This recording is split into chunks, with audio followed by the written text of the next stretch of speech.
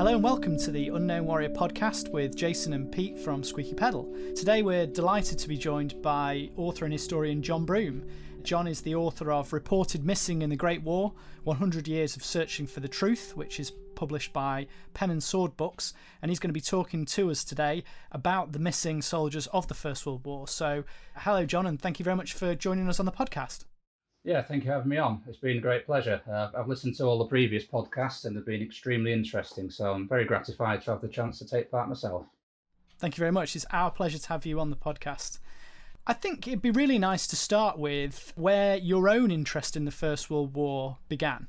Okay, well, I've always been interested in history. When I studied as an undergraduate in Sheffield, and then I taught history for several years in a secondary school. In terms of the era of the World Wars, my specific interest came about when researching a PhD on Christianity during the Second World War. I was really interested because my father had fought in the Second World War. He was a very strong Christian, so I wanted to find out more about that culture. And then from that, it's really extended into an interest into Christianity across both wars. So one day, about 7-8 years ago, I was driving through the countryside like I do, stopping off at churches, looking for war memorials, etc. And I came across one in a village called Stratton in Dorset, where the 10 names on the war memorial, 3 were all the same surname, and they're all officers. And a little bit of research turned out that a 4th one on there was the brother-in-law of these 3 brothers. So that really pricked my interest. And when I started researching that family, I found that, in fact, 2 of them had been missing soldiers during the war. And I was fortunate enough to then get in contact with the descendants of that family, who had a tremendous archive of letters and papers relating to the search for one of their missing sons. It was absolutely voluminous archive. So this really pricked my interest in terms of finding out more about the families of the missing and the heartache they went through. Because it's very easy to go to the Meningate, Teepval Memorial and see thousands and thousands of names, and we know there's a story behind each man. But it's also the story of the family behind those men that really interested me. So if we begin with, how did the nature of the fighting of the First World War create so many unknown fallen soldiers? It is really the sort of industrialised scale of slaughter that was taking place on the Western Front. I mean, firstly, many bodies were simply blown to smithereens. They were literally missing and unknown and will never be found, never be identified. Other missing soldiers were unidentifiable, because although you could recognise certain body parts, you couldn't put those bodies together with a dog tag or any regimental insignia to recognise them. Some soldiers were actually given a decent Christian burial, but then that ground had to be seeded during a retreat, and the bodies might get churned up and lost forever. Some bodies just had to be left to the mercies of what the Germans might do or not do with them. So really, around half the soldiers during the First World War on the Western Front eventually ended up as unknown. Some will be buried in graves and have a known unto God sort of marker, but the industrial scale of the slaughter, the movement to and fro on the Western Front just created this army of the unknown. With the soldiers that sort of saw their comrades kind of fall, and as you say, the mass slaughter that kind of took place, what did the soldiers that remained do initially to try and mark the graves of their comrades that had fallen? Well, initially, if possible, they tried to give them a decent burial with a wooden cross. One example I came across was a man called William Byrd, who had been killed in action on Ober's Ridge in May 1915. Before the war, he'd played cricket for Oxford University in Middlesex. And his father, Reverend Byrd, received a letter that indicated he'd been given a decent burial. And he wrote back to the person who sent that letter saying, "Thank you so much for kindly sending me particulars of the position of my late son's grave. It is a great comfort to my daughters and myself to know the exact spot, which I hope I may be able to visit after the war is over." So it's evident from that letter and many other examples that many men were in fact given a decent burial in a defined spot with a cross and a memorial service. Unfortunately for the Reverend Byrd and so many tens of thousands of other families, the subsequent fighting meant that grave was lost, and he's remembered on the Laturette Memorial to the missing these days. So soldiers, and particularly the Italian chaplains, did make very strenuous attempts to mark the graves of their fallen comrades. Some men were identifiable and were probably buried close to the front line. Men possibly killed by a sniper bullet or a shell explosion whilst holding a trench where the body was externally, you could still make out who it was. Men who'd been died collapsed in the mine trench. These are all identifiable and were given a burial. Some men would be less identifiable and buried in general plots and cemeteries. And in fact, when the Imperial War Graves Commission came around and started replacing lots of these wooden crosses with the tablets we see today, families could have these crosses sent home. And there was a project on the go during the centenary of the war. It's on a website called thereturn.co.uk, where they attempted to trace and map where all these crosses are. So if you happen to be, in the countryside going to a village church, quite often you'll see one of these original crosses from the Western Front burials on the wall of the church as a memorial there to the man who it commemorates. And how did the authorities advise families of the deaths of their loved ones? Well, the official means was the dreaded telegram from the War Office. A lad on a bike would cycle around, knock on the door and hand the telegram to the father, mother or wife who almost wanted to open it but didn't want to open it. So that was the official means, but quite often that wasn't the first way in which a family would have found out about the death. Sometimes they would have already received a letter from the chaplain, particularly if the man had been particularly religious and had a good relationship with that chaplain. Sometimes it might be the man's commanding officer, particularly if he was an officer himself, or an adjutant or a comrade. So it really depended on the vagaries of the postal service as to which communication the family would receive first. If you did get informed by a letter, frequently the letters were at pains to emphasise the positive. I mentioned the sniper's bullet earlier, that he was shot clean through the head by a sniper's bullet and died instantly, surrounded by his comrades. He was well loved and respected. So the families had many means of finding out, but the official means wasn't always the first port of call, as it were. In fact, there's quite a painful story of one of the men in the book, Private Arthur Greensmith of the Sheffield Pals. It's quite possible that the first his family knew of his death on the first day of the Battle of the Somme was when a letter that his sister had written to him after 2 weeks of not hearing, where she began, "I hardly know how to begin to write to you. My heart is well nigh bursting, first with hope, then despair. I should not be writing this if hope wasn't the strongest." So she dispatched that note, and it came back 9 days later with the adjutant having written on the back, "Missing in France, relatives informed, return to sender." So it's quite possible the first way that the Greensmith family knew of Arthur's death was the returned letter. And then, so on the flip side of that, as you mentioned, like the missing, then, like, could they really give them any detail if they were posted as missing, or was that was it sort of just some form of comfort, as it were? I suppose that they're not dead, they are just missing. They might turn up. Is that kind of the idea?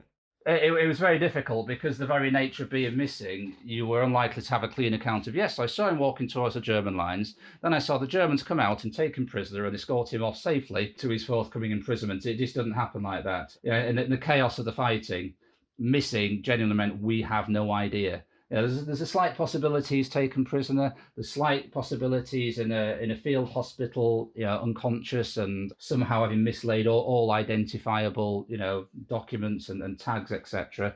That did happen occasionally where people were missing and then returned. But really, missing in the vast majority of cases meant missing and we'll never hear of him again. And so, what were the lengths that they kind of went to in that regard? Then was it just passing of time kind of thing? Was it, or?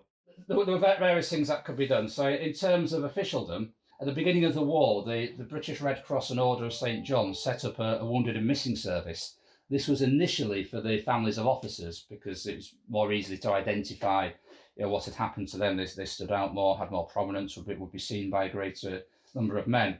But as the war went on, the searching bureau of the Red Cross and St. John were overwhelmed with inquiries. So they set up offices in Paris, in Alexandria, offices all around the world, and they recruited volunteers, one of whom was the novelist E.M. Forster, incidentally worked in the Alexandria office, and these volunteers would go into casualty clearing stations, military hospitals behind the front line, hospitals back in Britain where men were convalescing, armed with lists of the missing, and they would go bed to bed, so what regiment were you in?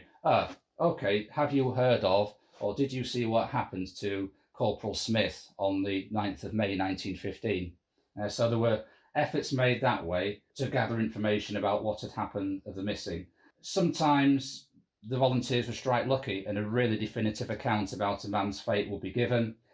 But as you can imagine, men are in hospital convalescing, the memories of the traumatic event they've been through might not be the strongest. they might also felt the need to offer false hope. Well, I'm not really sure, but it's quite possible he was taken prisoner, because the Germans were quite close. So sometimes it did shed light on what had happened to a missing man, but often it would also disconfuse the matter further. So it was a bit hit and miss, really. As E.M. Foster himself wrote, it's depressing in a way, because if one does get news about the missing, it's generally bad news.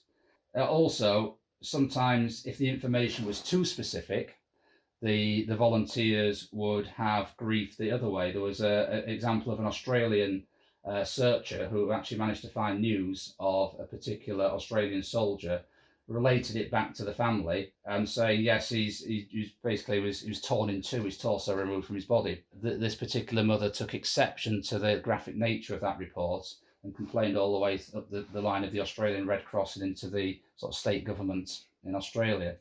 So the official efforts of the Red Cross and St. John Wounded and Missing Bureau were extensive. It did provide information for some families, specific information.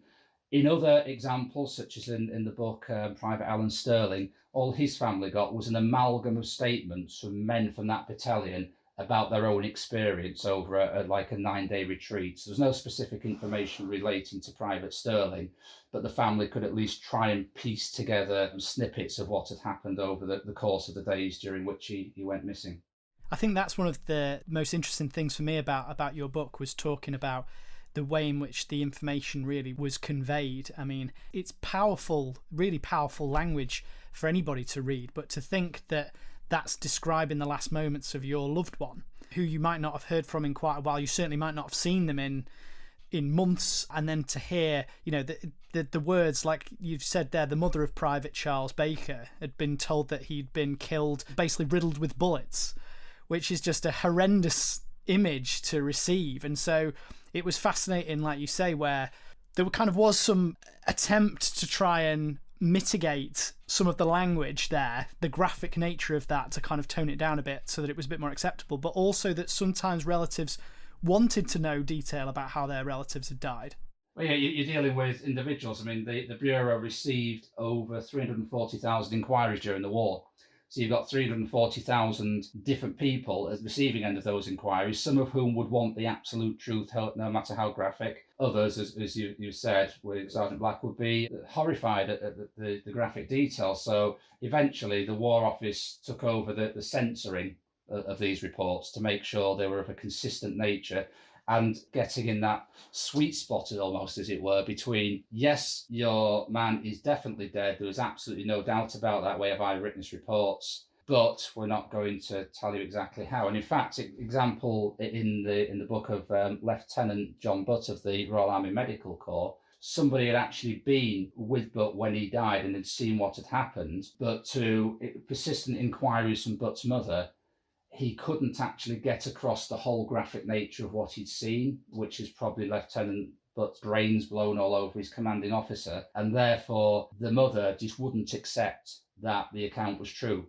She kept, emphasising in the letters, it doesn't stack up. There's inconsistencies here. He's not telling me everything. So therefore, there's a slight truth. If he's not telling me everything, he's not telling the whole truth, and therefore my son might be alive. So it's a tremendously important but stressful task these volunteers are undertaking, and indeed anybody who was contacted by relatives, to try and find out, more directly what had happened to their loved one.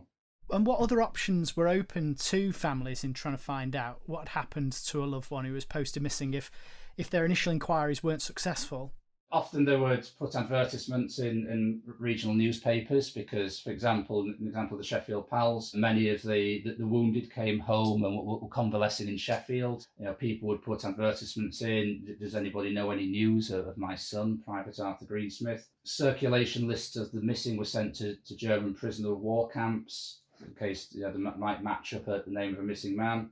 The Queen Victoria Jubilee Fund Association also undertook to try and liaise with the German authorities to try and elicit names. But a lot of families took it upon themselves to trace any possible contacts of those who might possess knowledge. And I mentioned where this story all started for me, of the Pope family of Dorchester in Dorset. The patriarch of the family, Alfred Pope, was quite a renowned local figure. He was a magistrate. He owned extensive lands in the town, really developed the town into the built-up area we see today. He had contacts everywhere.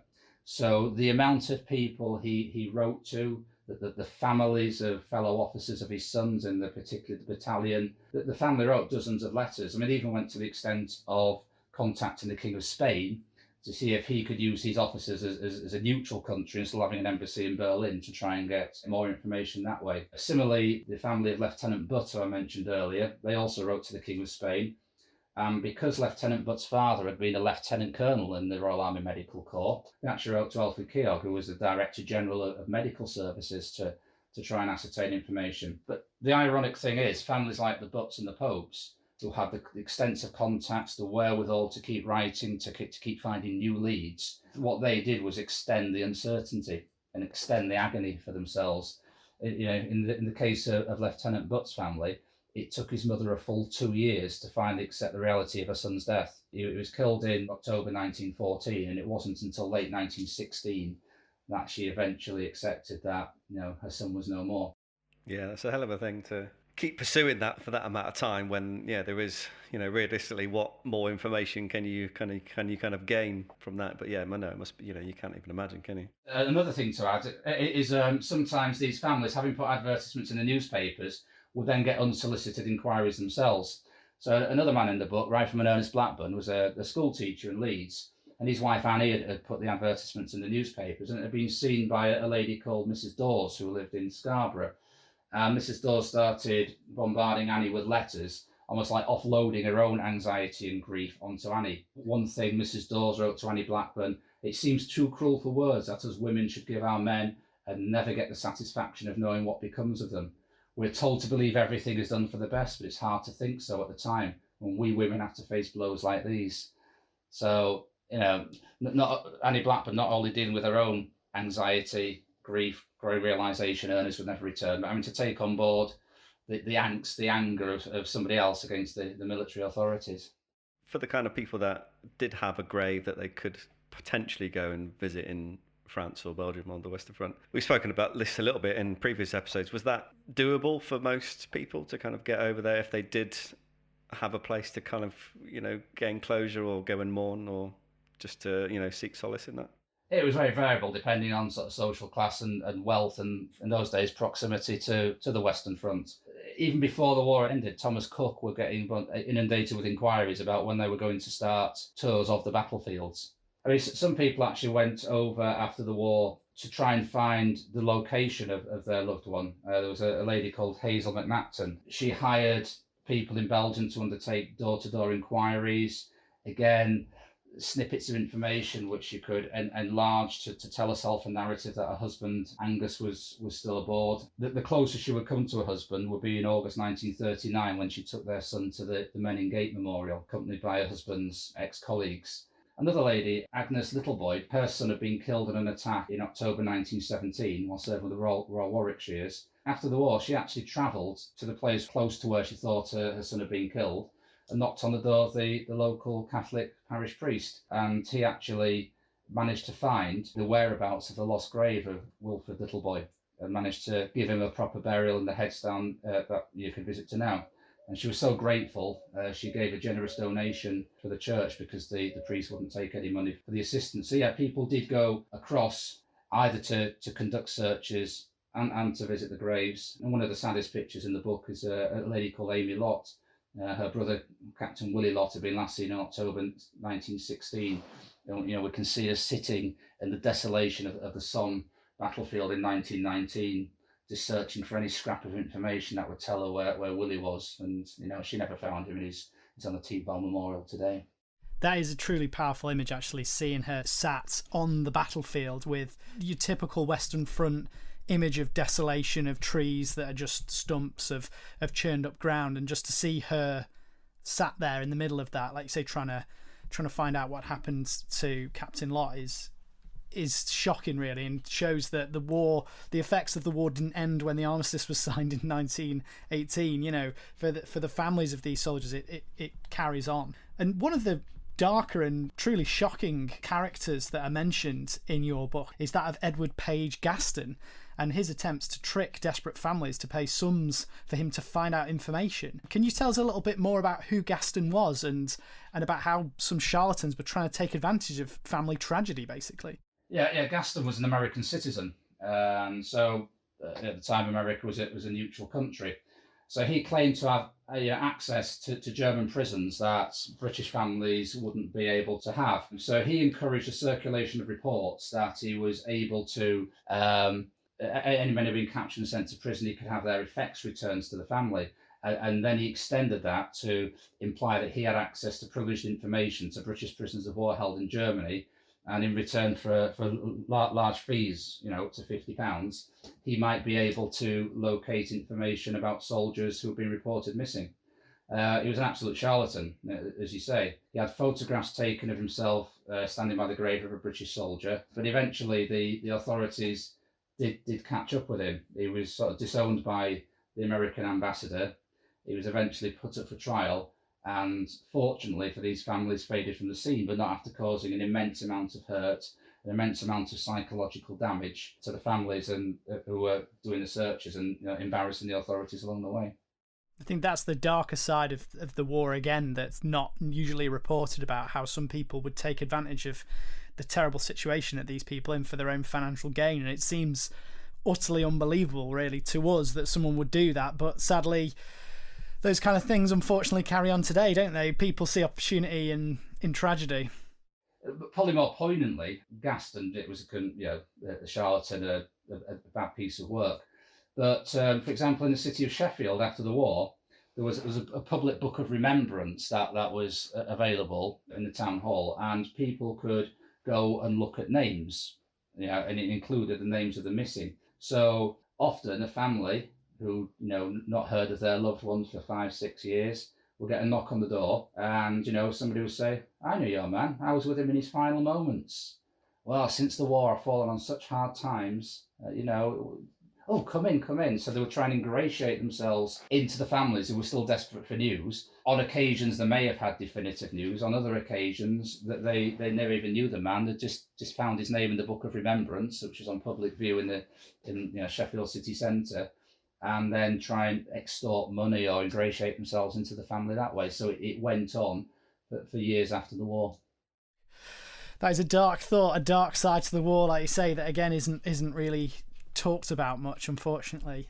So across your book, you sort of feature the stories of 8 soldiers, and from these, religion plays a key role in their background and their story. Can you tell us a bit more about how important faith was to the families of these soldiers, of their understanding of the war, and also what it played in helping them come to terms with the loss of a loved one? Yeah, it's really interesting, because you had Catherine White on a previous podcast who was talking about the importance of religious culture to the soldiers who were serving.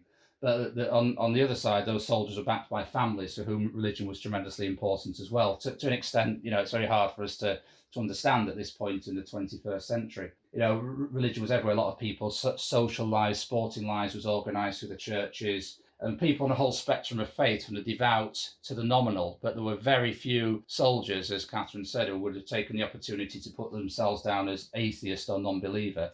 And that carries right through to the Second World War as well. It's a tiny minority who would say, "No, I don't believe in God at all." So it's something that's really hiding in plain sight. I didn't set out, when researching these families or this book, to try and impose the fact that Christianity was important on the stories I was finding, but it was hiding there in plain sight. So the 8 young men in the book, and I mentioned Ernest Blackburn, he was a prominent member of Dewsbury Congregational Church. He was a Sunday school teacher, a chorister. He led the church cricket team. His letters mentioned to his wife mentioned trusting in God.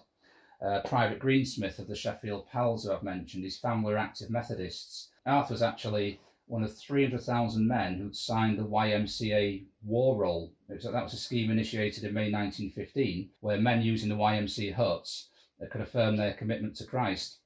Unfortunately, the administration was so delayed that the family did not receive Arthur's membership card, an affirmation of his Christian belief, until 1917, when he'd already been dead a year. So again, we've got these families that finally accepted, Arthur's dead, we're not going to hear anything more about him. And suddenly this reminder comes through of something he'd signed 2 years ago, that it might have been a comfort to them that he died in Christ from their point of view, but it may have caused further anguish, seeing his name on something. Another man in the book, I mentioned Percy Pope. His family, very traditional Anglicans, pillar of the community. Percy himself left a substantial sum for the improvement of the church that his brother-in-law was the vicar of. In fact, there's one sort of quite flowery scene that after the war, Percy Pope's brother-in-law, who was vicar of Fordington Church in Dorset, wrote an account of all the family's roles in the war, so all 14 of them. When he's ending his account of Percy, he describes him lying there in no man's land, drawing his final breath. And this is all supposition because Percy was missing. We never know what happened to him. And the final thoughts that went through his head as he drew his last breath was the improvements that would be made to St. George's Church at Fordington with a generous sum he was going to leave to the church. So the most rationalising Percy's death by the fact that the church has got a nice new extra chancel there. That's quite good. Another extremely interesting family in the book, the Donnellys of Belfast, were Roman Catholics living in Belfast. We know what was happening in Ireland at the time, arguments over Home Rule, the Easter Rising, etc. So Gilbert had taken the active decision to join the British Army despite being a Roman Catholic. But they weren't sectarian Catholics. Gilbert's father had married a Presbyterian. So all the way through, either religion as a social organisational tool or religion as a matter of personal faith is in there throughout the stories of these families and others. So in terms of what the families thought about religion and the war, and one of the most extreme examples is the Bishop of London, Arthur Winnington Ingram. He was a very jingoistic man. He talked about the war being a great crusade to kill Germans, to kill them, not for the sake of killing, but to save the world, kill the good as well as the bad, kill the young as well as the old. So whilst Winnington Ingram was an extreme example, that these families were going to church on a regular basis and hearing from the pulpits that, your son is fighting a just war, he's fighting for God, king and country. So that helped them to reconcile the sacrifices they were making in terms of sending their sons and husbands to the various fronts around the world. So churches provided the rationale for the war effort.